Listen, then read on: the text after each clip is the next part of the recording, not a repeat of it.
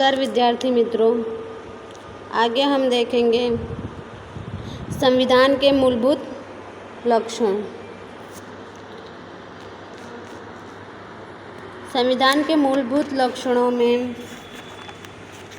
लिखित दस्तावेज, संविधान का आकार, एकल नागरिकता, मजबूत केंद्र वाला समवाय तंत्र, उसके अंदर पेटा विभाग भी दिए गए हैं, आपातकाल के दौरान एकतंत्रीय व्यवस्था, संसदीय शासन पद्धति, स्वतंत्र, निष्पक्ष तथा सुग्रथित न्यायतंत्र,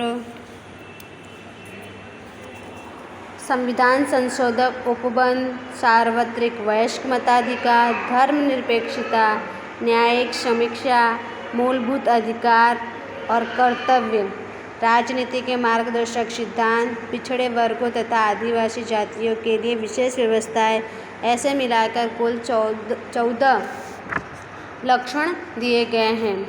इसमें हम शुरुआत करते हैं लिखित दस्तावेज से। तो उसके पहले हम देखेंगे कि संविधान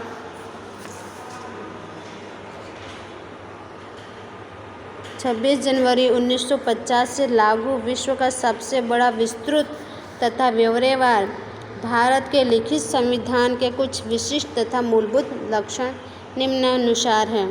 ठीक है, इसके पहले हमने देखा था कि 26 जनवरी 1950 से संविधान लागू किया गया था, इसीलिए 26 जनवरी को गणतंत्र दिवस के रूप में मनाया जाता है। और 26 नवंबर 1949 को क्या हुआ था? संविधान पारित किया गया था। ठीक है, हम देखें आगे लिखित दस्तावेज। ब्रिटेन और इजराइल को छोड़कर भारत सहित विश्व में जितने भी लोकतंत्रात्मक देश हैं, उन देशों के संविधान लिखित स्वरूप में हैं। ठीक है, भारत और जिन देशों में लोकतंत्रात्मक देश हैं, उन सभी को लिखित स्वरूप में दर्शाया गया है। भारत की सामाजिक, भौगोलिक तथा वैविध्यपूर्ण परिस्थिति तथा पूर्व इतिहास को ध्यान में रखते हुए संविधान सभा ने भारत के लिए लिखित संविधान का स्वरूप निश्चित किया गया है। दूसरा है संविधान का आकार। तो संविधान का आकार देखें तो भारत का संविधान 22 भागों में विभाजित है। कितने भागों में? 22 भागों में विभाजित हैं, जिसमें 395 अनुच्छेद, जिसे आर्टिकल्स कहते हैं, और 8 परिशिष्ट, जो अभी के समय में, वर्तमान समय में 12 परिशिष्ट का समावेश किया गया है। इन संविधान में केंद्र तथा राज्यों की शासन व्यवस्था तथा उनके आंतरिक संबंध, लोगों के मूलभूत अधिकार, कर्तव्य, राजनीति के मार्गदर्शक सिद्धांत, न्यायपालिका, चुनाव आयोग, स्थानीय स्वराज की संस्थाएं, अल्पसंख्यक वर्ग, पिछड़े वर्ग तथा समाज के वंचित समूहों के लिए विशेष व्यवस्थाएं की गई हैं। ठीक है, भारत के संविधान में इन सभी के लिए विशेष व्यवस्थाएं की गई। किसके लिए? जो अल्पसंख्यक वर्ग हैं, जैसे आदिवासी वगैरह हैं, पिछड़े वर्ग हैं, वंचित समूह, इन सभी के लिए विशेष व्यवस्थाएं की गई हैं, जिसके कारण हमारा संविधान विश्व के दूसरे संविधानों की अपेक्षा बहुत विशाल और विस्तृत तथा ब्यौरेवार है। ठीक है, तो ये भी जो क्वेश्चन बन सकता है यह है कि भारत का संविधान कितने भागों में विभाजित है, उसमें कितने अनुच्छेद हैं, कितने परिशिष्ट थे और वर्तमान में कितने हैं। ठीक है, किन किन समूहों का समावेश किया गया है, ये सभी क्वेश्चन बन सकते हैं इसमें से। तीसरा है एकल नागरिकता। एकल नागरिकता मतलब एक ही नागरिकता। ठीक है, अमेरिका जैसे देशों में प्रत्येक व्यक्ति को दोहरी नागरिकता प्राप्त होती है, दोहरी नागरिकता प्राप्त होती है। अर्थात पहली नागरिकता यूनाइटेड स्टेट्स ऑफ अमेरिका यानी USA की, और दूसरी वो जिस राज्य में निवास करता है। ठीक है, अमेरिका में कैसी नागरिकता है? दोहरी नागरिकता। पहली नागरिकता यह है कि व्यक्ति अमेरिका का है, दूसरा वो अमेरिका के जिस राज्य में रहता है वहाँ का। इस तरह यह दोहरी नागरिकता है। कहाँ पर? भारत में। उस राज्य की जबकि हम भारत के किसी भी राज्य में निवास करते हो, हमें एक ही नागरिकता प्राप्त है। वो भी कौन सी? वह है भारतीय नागरिकता। यानी हम भारत के किसी भी राज्य में रहते हो, ठीक है, उत्तर से पूर्व, पूर्व से पश्चिम, दक्षिण, किसी भी कोने में रहते हो, ठीक है, पंजाब में, बिहार में, मद्रास, चेन्नई में, केरल में, गुजरात में, भारत के किसी भी राज्य में रहते हो, लेकिन वह हम भारतीय नागरिक है ऐसा कहा जाता है, ठीक है, जबकि अमेरिका में ऐसा नहीं है, ठीक है। तो भारत में एकल नागरिकता है। हमारे यहाँ राज्य की नागरिकता का कोई प्रावधान नहीं है। यहाँ पर दिया गया कि भारत में सिर्फ जम्मू कश्मीर के नागरिकों को ही दोहरी नागरिकता प्राप्त है, एक भारत की तथा दूसरी जम्मू कश्मीर की, लेकिन यह भी रद्द कर दी गई है, ठीक है। 370 की कलम थी उसे हटा दिया गया है। तो अब कश्मीर का जो व्यक्ति है वो भी एकल नागरिकता ही रखता है, वो भी अब क्या कहलाएगा? भारतीय नागरिक, ठीक है। तो पहले जब 370 की कलम लागू थी तब जम्मू कश्मीर का नागरिक दोहरी नागरिकता रखता था, लेकिन 370 की कलम जो हटी, ठीक है, 370 की कलम हटी तो उसे एकल नागरिकता प्राप्त हो गई है। तो इस तरह समझ में एकल नागरिकता अर्थात क्या? एकल नागरिकता अर्थात वो जिस देश में रहता है, ठीक है, उस देश का नागरिक, फिर राज्य की गिनती नहीं की जाती है, जबकि अमेरिका में राज्य की भी गिनती की जाती है। एक तो वो यूनाइटेड स्टेट यानी अमेरिका का भी सदस्य है, प्लस वो अमेरिका के जिस राज्य में रहता है वहाँ का भी है, क्योंकि भारत में ऐसा नहीं है। चौथा है मजबूत केंद्र वाला समवाय तंत्र, ठीक है। भारतीय संविधान में कहीं पर भी समवाय तंत्र यानी फेडरल शब्द का उल्लेख नहीं किया गया है।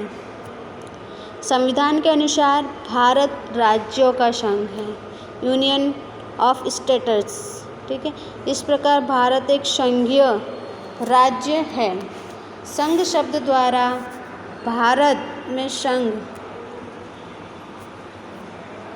को केंद्र भी कहते हैं, ठीक है, तथा इकाई राज्यों के बीच कभी भी परिवर्तन नहीं किया जा सके ऐसे स्थायी संबंधों का लिखित स्वरूप में संविधान में स्पष्ट उल्लेख किया गया है। इकाई राज्यों को संघ यानी केंद्र से अलग होने का अधिकार नहीं है। संघ सरकार को अनेक महत्वपूर्ण सत्ताएं प्रदान की गई है। संघ अर्थात केंद्र, ठीक है, उनको बहुत सारी सत्ताएं प्रदान की गई हैं। समवाय तंत्र में केंद्र सरकार तथा प्रदेशों की राज्य सरकारों के बीच सत्ता का स्पष्ट विभाजन किया गया है। जो केंद्र सरकार है और प्रदेश की जो राज्य सरकार है उन दोनों के बीच सत्ताओं का विभाजन किया गया है, जिससे राज्य सरकार अपने प्रदेश में अपने कार्य क्षेत्र को ध्यान में रखते हुए कानूनों का निर्माण कर सके, ठीक है। जो राज्य सरकार है वो अपने क्षेत्र के अंतर्गत ही कानून का निर्माण कर सकती है। संविधान में केंद्र और राज्यों के बीच किए गए विभाजन के अनुसार दोनों अपनी सत्ता का उपभोग करते हैं। संघीय शासन व्यवस्था में तटस्थ, निष्पक्ष तथा स्वतंत्र न्यायतंत्र की व्यवस्था की गई है, ठीक है। कैसी न्यायतंत्र है भारत में? तटस्थ, निष्पक्ष और स्वतंत्र। एकदम तटस्थ है, निष्पक्ष है यानी किसी के भी पक्ष में नहीं है, और स्वतंत्र रूप से कार्य करती है। जो केंद्र तथा राज्य के बीच सत्ता और कार्य विभाजन को लेकर उत्पन्न किसी भी विवाद के संदर्भ में संविधान का अर्थघटन करने के विवाद का समाधान करता है। यदि केंद्र और राज्य के बीच में किसी भी मसले पर वाद विवाद हो तो उसका अर्थघटन कौन करता है? न्यायपालिका करती है। किस तरह? तटस्थ, निष्पक्ष होकर वह कार्य करती है। भारत में केंद्र और राज्यों की भी सत्ता का स्पष्ट विस्तृत विभाजन किया गया है। केंद्र सरकार और राज्य सरकार, ठीक है। केंद्र में कौन आता है? संसद। संसद में क्या है? राज्यसभा और लोकसभा, जबकि राज्य में विधानसभा और विधान परिषद का समावेश होता है, जिसके लिए संविधान में 3 सूचियां बनाई गई हैं, ठीक है। पहली सूची है संघ केंद्र सूची, दूसरी है राज्य सूची और तीसरी है संयुक्त या समवर्ती सूची, जिसमें राज्य और केंद्र दोनों का समावेश होता है। तो पहले हम देखेंगे संघ सूची। संघ सूची में कुल 97 विषयों का समावेश होता है। बहुत ही इम्पोर्टेंट क्वेश्चन है, ठीक है। संघ सूची में कितने विषयों का समावेश होता है? 97 सब्जेक्ट का समावेश होता है, जिस पर कानून बनाने का अधिकार संसद को प्राप्त है, ठीक है। इसमें राज्य सरकार हस्तक्षेप नहीं कर सकती। राष्ट्रीय महत्व के विषय जैसे किस पर कानून बना सकती है? संरक्षण हो, विदेशी मामले हैं, परमाणु शक्ति है, वित्त है, बीमा, बैंकिंग, डाक, तार, रेलवे आदि क्षेत्रों पर केंद्र सरकार का अधिकार है। इस पर कानून बनाने का मात्र अधिकार केंद्र का है। दूसरा, राज्य सूची। इनमें कुल 66 विषयों का समावेश किया गया है, जिन पर कानून बनाने का संपूर्ण सत्ता राज्य की विधानसभाओं को प्राप्त है, ठीक है। राज्य सूची के अंतर्गत जो विषय समावेश किया गया है उस पर संपूर्ण सत्ता यानी कानून बनाने की संपूर्ण सत्ता राज्य सरकार की विधानसभा को प्राप्त है। कानून और व्यवस्था, जैसे किस पर वो कानून बना सकती है? तो कानून और व्यवस्था, शिक्षा, स्थानीय स्वराज की संस्थाएं, कृषि, सिंचाई, स्वास्थ्य संबंधी, जमीन, आंतरिक व्यापार और वाणिज्य विषयक सेवाओं आदि का समावेश राज्य सूची में किया गया है। इस पर कानून राज्य सरकार बनाती है। अगर केंद्र को ऐसा लगे कि किसी राज्य में कानून और व्यवस्था भंग हो रही है तो उस राज्य की सहमति हो या ना हो, ठीक है, सहमति है अथवा सहमति के विरुद्ध भी केंद्र उस राज्य में केंद्रीय रिजर्व पुलिस बल, जिसे CRPF भी कहते हैं, उसे भेज सकती है, ठीक है। जहाँ पर कानून और व्यवस्था का भंग होता हो वहाँ पर केंद्र सरकार क्या कर सकती है? CRPF को भेज सकती है, ठीक है। तीसरा है संयुक्त समवर्ती सूची। संयुक्त सूची में कुल 47 विषयों का समावेश किया गया है। कितने? 47 विषयों का समावेश किया गया है, जिस पर कानून बनाने का अधिकार यहाँ पर केंद्र सरकार तथा राज्य सरकार दोनों को प्राप्त है, ठीक है। इसलिए संयुक्त कहा गया है। संयुक्त सूची यानी दोनों को ही कानून बनाने का अधिकार है। लेकिन जब भी केंद्र सरकार तथा राज्य सरकारों के द्वारा बनाए गए कानून के कारण दोनों के बीच विवाद या संघर्ष की स्थिति उत्पन्न होती है तो उस समय केंद्र सरकार द्वारा बनाए गए कानून को सर्वोपरि माना जाता है। मान लो यदि कोई विषय है और उस पर दोनों सरकार ने कानून बनाया है, ठीक है, लेकिन उन दोनों के बीच विवाद या संघर्ष उत्पन्न हो रहा है तो उस समय केंद्र सरकार ने जो कानून बनाया है उसे सर्वोपरि माना जाता है, ठीक है। इस प्रकार संघीय शासन व्यवस्था में संयुक्त समवर्ती सूची के विषयों के संदर्भ में केंद्र यानी संघ को विशेष सत्ता सौंपी गई है। इस सूची में दीवानी और फौजदारी मामले, विवाह, तलाक तथा भरण पोषण, शिक्षा, आर्थिक आयोजन, व्यापारी संघ आदि का समावेश किया जाता है।